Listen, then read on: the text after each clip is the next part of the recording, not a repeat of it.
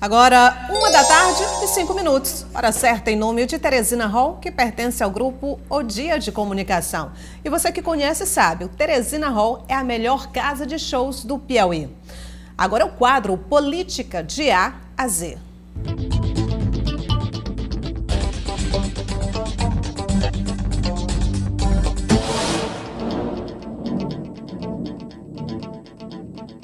Aqui comigo no estúdio, Arimateia Azevedo. Boa tarde, Arimateia. Boa tarde, Nádia. Bom, hoje, 31 de janeiro. Em seguida vem o dia 1º de janeiro, obviamente. De fevereiro, claro. Bom, e ainda se fala muito... Nesse dia. Ele está me lembrando aqui que nasceu nesse dia, 1º de fevereiro, tá? Ele falou cochichando aqui e eu estou expondo.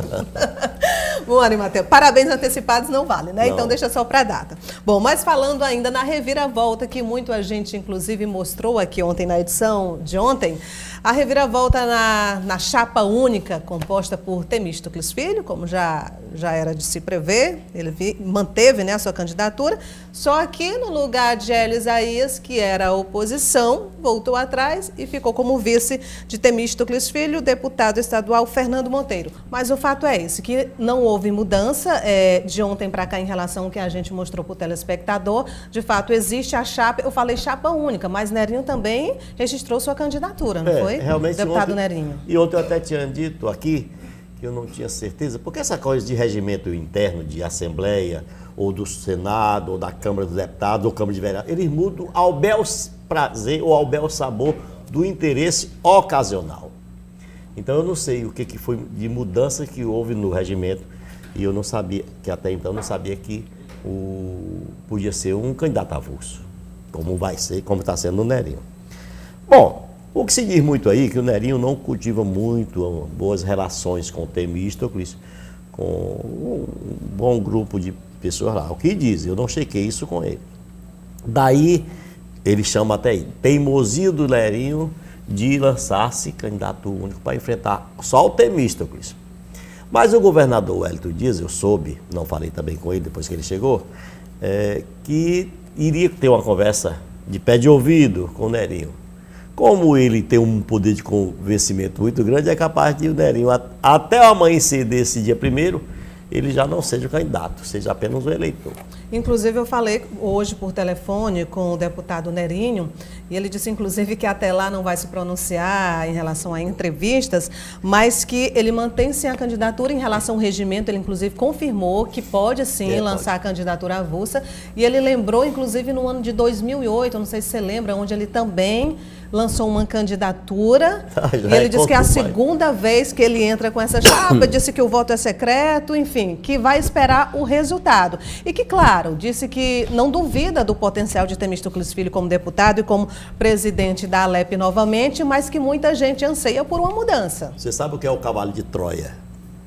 História da invasão de Helena, e que Aquiles invadiu exatamente a cidade no grande cavalo de Troia. E dentro do cavalo de Troia estava sua tropa. Dizimou a população. A comparação pode ser esdrúxula, mas, de repente, por que o Nerinho é candidato? Se ficou alguma sequela nessa disputa louca que houve aí na Assembleia, coisa até rara, porque não houve anunciando o Fábio. Essa foi mais forte do que essa disputa, foi mais forte, mais renitente do que a com o Fábio Novo. E aí até hoje se levanta essa história. E de repente esse Nerinho não é um cavalo de Troia, porque ele é candidato único contra o Temístocles. Inclusive ele ainda confirmou que realmente a história de protesto, ele confirmou, é em protesto, porque ele acha que está na hora de mudar. O que ficou aí, ficaram sequelas dessa disputa. Até porque já se disse aqui, e é do conhecimento público, as coisas estavam mornas na Assembleia, saber quem poderia disputar com o Temístocles, ou se seria, e estavam caminhando até para uma chapa única. Quando surge a candidatura, quando surge o movimento aqui, encampados pelo senador Ciro e pelo deputado federal Assis Carvalho, que confiando nas suas bancadas, cada um com 5, eles iriam enfrentar o Temístocles. E o que ficou no caminho é que o Ciro não teve não foi capaz de comandar a sua bancada. 2 de lá partiram para o Temístocles, que foi o deputado Wilson Brandão, que depois quero falar sobre o Wilson Brandão, e o deputado Firmino Paulo. E do lado do PT ficou a deputada Flora Isabel, com passo firme no rumo do Temístocles. Apesar das ameaças do Assis Carvalho de que o PT tem uma tradição de marchar unido e que ela teria que se curvar ao partido. Ela não se curvaria ao partido se houvesse a disputa. Bom, um outro assunto também que está, digamos, na boca do povo é o anúncio dos cortes do governo do estado dos terceirizados. Deixa eu falar sobre o deputado Wilson Brandão. Pois não. O deputado Wilson Brandão saiu do PSB recentemente, para o Progressistas. E dizem, eu não posso confirmar que eu não chequei com o presidente Júlio Arcoverde, nem com o próprio senador, e nem com ele. Dizem que ele saiu para o Progressistas com uma certa promessa, ou apalavrado com os dirigentes, de que poderia ser candidato à presidência da Assembleia Legislativa. Mas, no frigir dos ovos, não o quiseram. Aí vem a célebre frase do senador Ciro Nogueira, de que o Wilson Brandão, o PT não aceita, o Júlio não serve, o Hélio eu finjo que é meu, mas o governador, o Hélio disse, tem certeza que é dele. Todo mundo sabe dessa frase.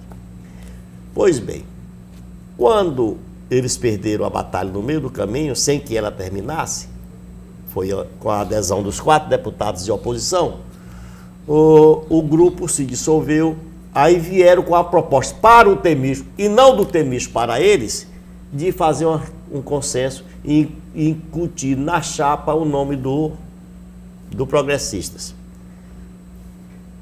O Temístocles, João Madison e mais uns outros lá, se reuniram até madrugada com o Wilson Brandão, achando que o Wilson Brandão poderia ser o candidato a vice do Progressistas. Parece que andou tendo um acordo sobre isso. Tanto que eles deixaram para o dia seguinte, que foi de terça para quarta. E o Wilson amanheceu, o Wilson dormiu primeiro vice, mas perdeu com a história de que escolheram o Fernando Monteiro. Aí vem o Fernando Monteiro como candidato a vice do Progressista. O Fernando Monteiro não é nem do Progressista, ele está palavreado que vai para o Progressista. Ele é do PRTB, partido do vice-presidente da República. Sim. E então, o Fernando Monteiro está sendo o nome para o Ciro chamar de seu, porque nem era dele, nem vai ser, não vai ser necessariamente o candidato à mesa do Progressista. É dele mesmo, é um veterano deputado, eu acho que talvez seja o mais velho deputado ali com mandatos. E o que ficou a sequela de que eu quero falar? O Wilson Brandão não tem mais espaço dentro do Progressistas. Tanto que, jantando com o Temístocles, e eles têm um negócio de varar a madrugada. Jantando com o Temístocles ontem, como foram várias reuniões na casa do Wilson para fechar a composição da chapa, o Temístocles o convidou para o MDB. Então está aquela história. Ele não tem espaço no Progressista, acho que nem diálogo mais tem com os dirigentes e é capaz de o Wilson Brandão migrar para o MDB. Não se sabe bem como pode ser a questão, porque a legislação não permite assim. Ele tem que ter um motivo muito forte para sair, porque senão pode até perder o mandato. É justamente isso que eu ia perguntar. Essa falta de espaço, você atribui exatamente a quê? Eu não sei se foi falta de confiança dos dirigentes, principalmente do senador Ciro. O senador Ciro mostrou que não quis como candidato a vice. Nem como estava querendo formar uma composição e nem agora no desfecho. E que chamaram foi o Fernando Monteiro. O Fernando Monteiro, como eu repito, não é do Progressista. Mas, pelo fato de ainda não ser, ele pode sim disputar como vice, sendo que mais à frente ele vai fazer parte ele está disputando pelo partido dele atual. Pelo partido atual. Mas é como eu disse, como diz na canção, o Ciro tem um nome para chamar de seu. Posso passar para outro assunto? Pode ser. Depois de uma aula dessa, você voltou aí e fez a gente realmente entender. Bom, Vamos falar de Estado, economia, cortes, enfim, outro assunto também que não é de agora, mas agora o governador Wellington Dias anunciou o corte de terceirizados aqui no Estado. E diante dessa situação financeira, o secretário de governo Merlong Solano explicou as medidas que devem ser tomadas para reverter este tipo de problema. Uma delas é a redução de secretarias. Como a arrecadação não está crescendo, precisamos agir pelo lado da despesa. O governador vai iniciar um processo muito rigoroso de redução das despesas que forem possíveis de serem reduzidas.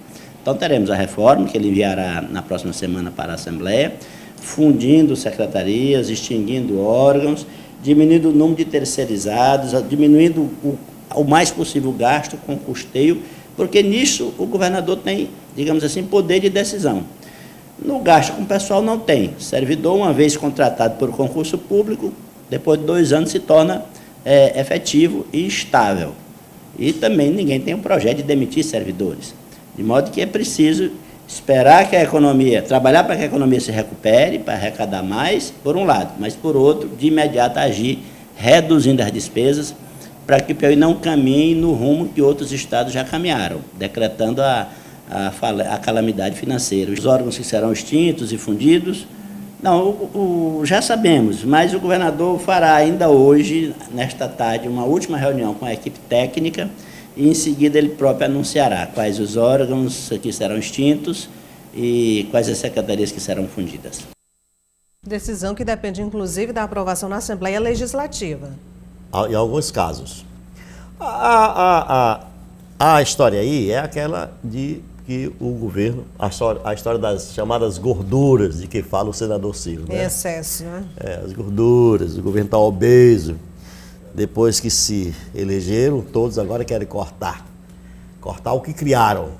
Isso tudo foi comida em excesso. Comeram demais, o governo está gordo. E tem que cortar mesmo. Agora, cortar terceirizados, resta saber se estão pagando os atrasados, são os atrasados. Tem terceirizado aí com 5, 6 meses. Então vamos esperar o que o governador tem a dizer. Agora, Nájera, voltando à história da Assembleia Legislativa. Com a entrada em cena do Fernando Monteiro, a frase agora pronunciada, aquela frase deixa eu colocar bem assim, aquela frase do senador Ciro Nogueira, de que o Wilson PT não aceita, o Júlio não serve, e o Hélio finge que é meio mais, o governador tem certeza que é dele, agora estão dizendo que inverteram essa frase, agora estão botando na boca do Temístocles, com relação ao Fernando Monteiro. O Temístocles teria dito, o Fernando Monteiro eu finge que é meu, mas o Ciro tem certeza que é dele. E aí eu aproveito e volto ainda na fala do governador, que inclusive a gente não teve como mostrar, mas ele disse em entrevista que foi procurado, isso eu acho que ainda lá no comecinho, por alguns parlamentares, e que ele demonstrou clara a sua opinião, porque inclusive você disse que ele não teve nada a ver com esse consenso, com essa chapa única, mas ele disse que demonstrou a opinião dele e que optava pelo bom entendimento, que seria o consenso. O governador Wellington Dias. Não, olha, todo mundo sabe. O Wellington Dias perdeu aquela eleição do Fábio Novo, porque ele só tinha um pouco mais de 8, 10 deputados da base. Apesar de depois ter colocado muitos suplentes, mas suplente não votava naquela ocasião. Ele perdeu. Mas hoje ele não tinha nem como perder. Se ele quisesse mesmo se meter, ele não teria como perder. Ele elegeu 25. Ele tem 25 deputados ali, 25 a 26, parece. Isso a gente tem que passar bem, tem que contar. A gente tem que começar de trás para frente. Como é? De trás para frente. Tem que contar quantos são os oposicionistas. Aí para saber, ele tem toda a maioria. Se ele quisesse, ele metia os pés pelas mãos e elegeria sim. Mas ele realmente, é bom até que se elogie o governador, ele não se meteu. Tem muita gente aí que não confia muito nas promessas do Wellington. Mas nesse caso ele não se meteu. Ele se meteu agora quando chamaram. Lembra que eu coloquei aqui ontem a história da gravação do deputado Júlio Arcoverde, que até tem um termo até esquisito. Olha, nós mandamos uma fatura para o Temístocles, tem um nome para compor a chapa, e se ele não quiser, nós vamos apelar para o governador. Tá aí, ele não quis. E então o governador entrou nessa história, entrou nessa madrugada passada, para resolver, enfim. Mas se ele quisesse mesmo, ele teria ido para o confronto e ganharia a eleição. Bom, outro assunto que eu quero que você também assista junto comigo e você de casa é que hoje pela manhã a suplente de vereadora Poliana Rocha, do Partido Verde, assumiu o mandato na Câmara Municipal de Teresina. Vamos conferir. Poliana Rocha assume a vaga deixada por Tereza Brito, eleita deputada estadual. A nova vereadora de Teresina teve 2.028 votos nas eleições de 2016. E na solenidade, apresenta as bandeiras que vai levantar no parlamento. O que está no meu topo de governo é meio ambiente, saúde e assistência social. Principalmente os grandes destaques da área de saúde, como fisioterapeuta, eu tenho esse interesse de atuar. Poliana vai reforçar a base do prefeito Firmino Filho na casa e garante que já trabalha de olho nas eleições de 2020, em que deve disputar a reeleição. Sim, vamos passar esses 2 anos trabalhando bastante, vamos pensar nas comunidades, vamos desenvolver projetos que realmente façam a diferença dentro das comunidades. A intenção é essa. A reeleição será um bônus. O prefeito participou da posse e celebrou a chegada da nova parlamentar. Ela que é uma mulher jovem, trabalhadora, dinâmica, já esteve conosco na nossa gestão, como secretária executiva de governo. Eu não tenho a menor dúvida de que ela vai aproveitar essa oportunidade para mostrar a sua liderança, para trabalhar pelas suas comunidades, para defender as bandeiras que ela carrega ao longo da sua já vitoriosa vida pública. Para a deputada estadual Tereza Brito, principal liderança do PV no Piauí, a sigla está em festa pela expansão e conquista de novos territórios. Estou muito feliz que a Poliana é uma militante verde desde 2019, desde 2009. O seu pai é um militante desde muito tempo. São pessoas sérias, comprometidas. A Poliana vai brilhar aqui com muita responsabilidade, com muito amor a Teresina. Eu não tenho a menor dúvida que ela vai fazer um grande mandato aqui na Câmara Municipal. Os trabalhos legislativos da Câmara Municipal de Teresina do ano de 2019 vão ser retomados no dia 5 de fevereiro. Para o presidente da casa, todos os vereadores já estão ansiosos pela data. Todo mundo aí com as energias renovadas e pronto para esse novo trabalho, esse novo ano, que é um ano de muito trabalho, não tenho nem dúvida. Teresina cresce os problemas e essa casa aqui é palco das grandes discussões que possam aí trazer melhoria para a vida das pessoas. Estou explicando. Poliana assumiu porque era a primeira suplente de Tereza Brito, que agora será deputada estadual. Eu quero crer ela é preparada, a Poliana, muito preparada. É uma excelente técnica. Eu acho que por esse currículo ela pode fazer muito bem. A Tereza Brito, até que se faça um reconhecimento, como vereadora, ela se fez ouvir muito bem, muito atuante. Ela cumpriu bem o mandato de vereadora, os vários mandatos de vereadora. Bom, Firmino Filho também, a gente aproveitou a presença do prefeito e nossa equipe conversou com ele sobre essa questão, esse impasse. Os cobradores e motoristas de ônibus, inclusive, já anunciaram greve para a próxima segunda-feira, porque não conseguiram negociação dentro das reivindicações deles, que é inclusive um dos pontos é a questão do reajuste salarial. Vamos ouvir o que o prefeito Firmino Filho falou sobre isso. Basicamente, a prefeitura não tem nada a ver com o conflito entre patrões e empregados. Essa é uma questão privada. Os reajustes que a prefeitura tinha dado já deu. Então, como é que vai se dar a dinâmica entre a negociação trabalhista por parte dos patrões e empregados é uma questão privada, é uma questão deles. Então, o que a população pode esperar é justamente isso, que a gente vai exigir que os consórcios cumpram com suas obrigações e que a população não seja penalizada. A gente quer também o entendimento, né, de outras autoridades, especialmente da Justiça do Trabalho, que tem o poder, nesse caso, de mediar esse conflito. Bom, o prefeito Firmino Filho deixando bem claro aí que essa é uma negociação entre os profissionais, motoristas e cobradores de ônibus e os empresários, né? Então vamos esperar para ver realmente se essa greve continua na segunda-feira e o que vai dar mais à frente. Arimatea, logo no comecinho da nossa conversa, nós inclusive mostramos aí a fala do governador, também da Regina Souza, falando sobre o plano, inclusive emergencial, para verificar a situação das barragens aqui no Piauí. Na verdade, todo o país se mobiliza nesse momento para verificar a situação das barragens aqui no Brasil. Aí eu lhe pergunto, realmente é motivo para fazer um certo alarde? Porque recentemente, não está com 2 anos, tivemos aí a preocupação da barragem do Bezerro em José de Freitas, que graças a Deus não chegou a romper, mas assustou. E muito. Olha, eu vi na entrevista o governador pedindo que não se faça alarde de coisas que não precisam ser alardeadas. como essa história das barragens piauienses.